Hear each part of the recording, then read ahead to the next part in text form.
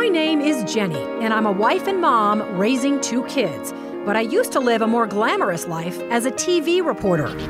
I was on the nightly news interviewing pop stars and politicians.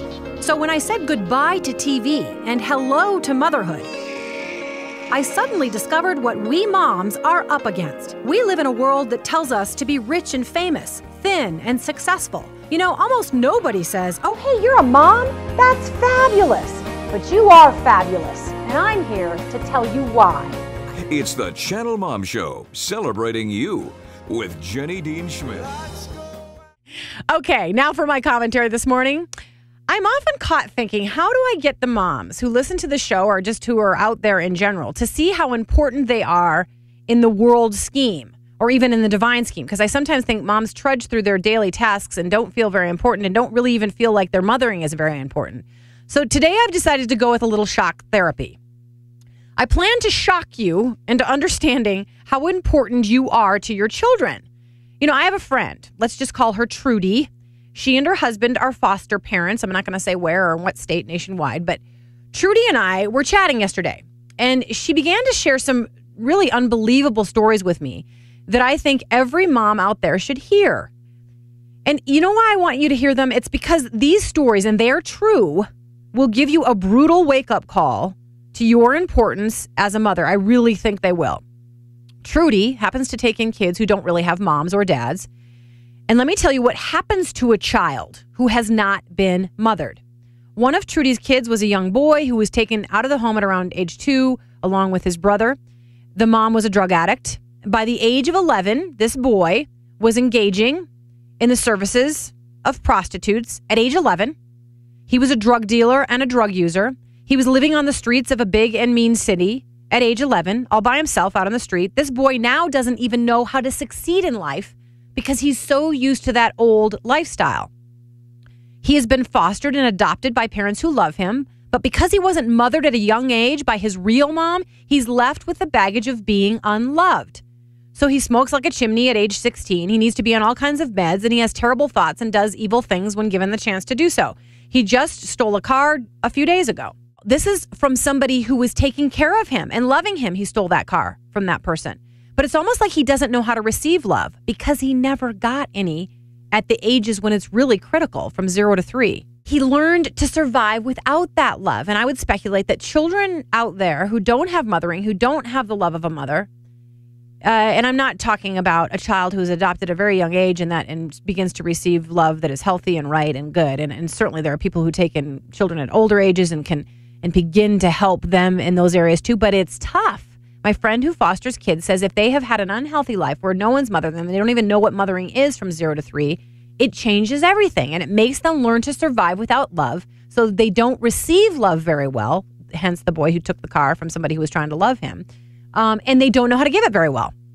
Now, my friend went on to say that she has multiple problems with the dozens and dozens of boys and girls that she has taken in who have not been mothered. Some of them hear voices. Others of them throw fits of rage and lie almost constantly. Others curse everybody around them and go to the bathroom in their pants well beyond their diaper years. We're talking about 9, 10, 11 years old here.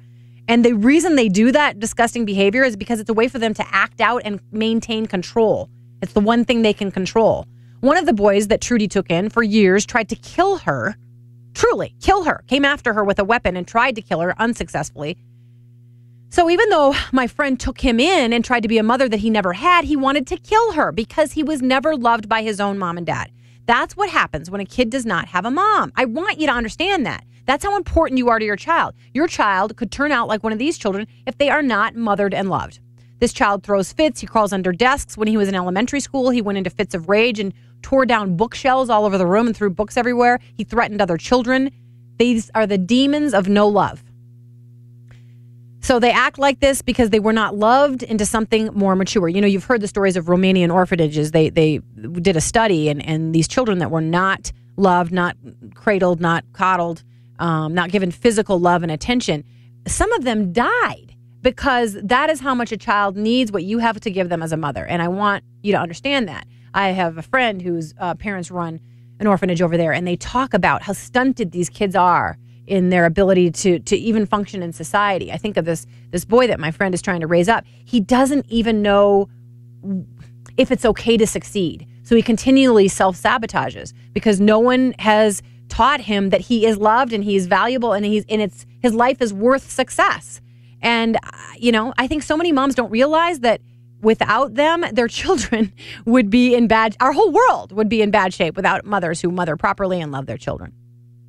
This is why here at the Channel Mom Show, we have chosen this mission verse from the Bible. The Channel Mom mission verse is Isaiah 58:11-12. You'll be like a well-watered garden, like a spring whose waters never fail. Your people will rebuild the ancient ruins and will raise up the age-old foundations. You will be called repairer of broken walls, restorer of streets with dwellings. And that's our hope here, that we can help families rise up again and help enable mothers to be all that they are meant to be. Okay, that's all I've got to say. Now we've got the news, Dan. If you're tired of the same old news, what more do you want? I want the truth. You're hearing it. Strap yourselves in, folks. never fear. What's the dealio? Part of life is learning to let things go. We've got news moms can use. What was that name again? I missed that. News moms can use. In the news this week, we've got the latest stories, and we picked them based on what we think moms want to hear about. When I catch a glimpse of one of those runway shows carrying on in Paris, New York, London, and Milan, I often think, really, women are actually going to put that on and wear it in public for $3,500. Reportedly, Paris certainly had its share of eye-popping beauty looks this year. Among the nominees for most outrageous, get this, Dan, a necklace by designer, and I think it's Hermes, that includes a flask. Yeah, yes, I said a flask, featured as part of a big fat necklace. I guess it could come in handy if you want to wear a big honkin' $750 necklace to a cold football game in late November. What do you think, Dan? Would you wear that necklace? No, but Lindsay Lohan probably already has 5 of them. Probably. Good point. All right. I found this report on the website News Anchor Mom, which says that NBC is reporting that kids are eating everything from cereal to candy in the mornings if they eat breakfast at all. The report says researchers at Temple University surveyed more than 350 students about what they ate for breakfast. About 20% did not eat anything in the morning, and about a quarter had 2 or more breakfasts. I can't believe they admitted that. About 18% of students said they bought food at a store on the way to school, many of those kids grabbing candy, chips, and soda for breakfast. The good news, more than half of the kids said they had just one breakfast, and most ate cereal with milk or yogurt and cheese. That's pretty good. Okay, I'm going to quick get this story in. Business News Daily had this story about a gutsy mom who's going up against a very big corporation that recently had an ad campaign pitching said company as very pro-mom. Remember Procter & Gamble's ads, Dan, during the Olympics, calling that company a proud sponsor of moms? Remember all those ads they had? A proud sponsor of moms. Not really, but... Well, they did. I noticed because I'm a mom. You're not. So here's how the story goes. An 8-year-old New Yorker named Willa told her mom that she was tired of her babyish soap. But that seems like a strange complaint. But so her mother, Christy Prunier, decided to take the sudsy matters into her own hands. Attempting to address her daughter's complaint, the industrious mom invented a line of skincare products for preteens, according to the New York Times. The name of the new skincare designed with her daughter in mind? Well, Willa, of course, after her daughter. However, a battle over that name soon followed with a letter from P&G asking the mom to drop 1 minute. Her name from her new skincare line because it sounded too much like P&G's hair product company, Wella. According to Biz Journals, Prunier ignored the letter, and the two companies will face off in court. Now, Business News Daily, I think, said that this has a name. It's called trademark bullying. We'll see. I thought P&G was a great company because they supported mamas, but we'll see. All right, you're listening to the Channel Mom Show, where we are celebrating you on Mile High Sports Radio. Coming up, are you married but feel single? If you're a married mom who feels like a solo parent, you may even wish your spouse would divorce you. But there's a help for moms like this who feel desperate. The author of Married Mom, Solo Parent, Carla Ann Conroy, is going to offer some understanding and hope and some tips for you coming up. Also, weight loss success stories and a fitness motivation from our friends at Jazzercise.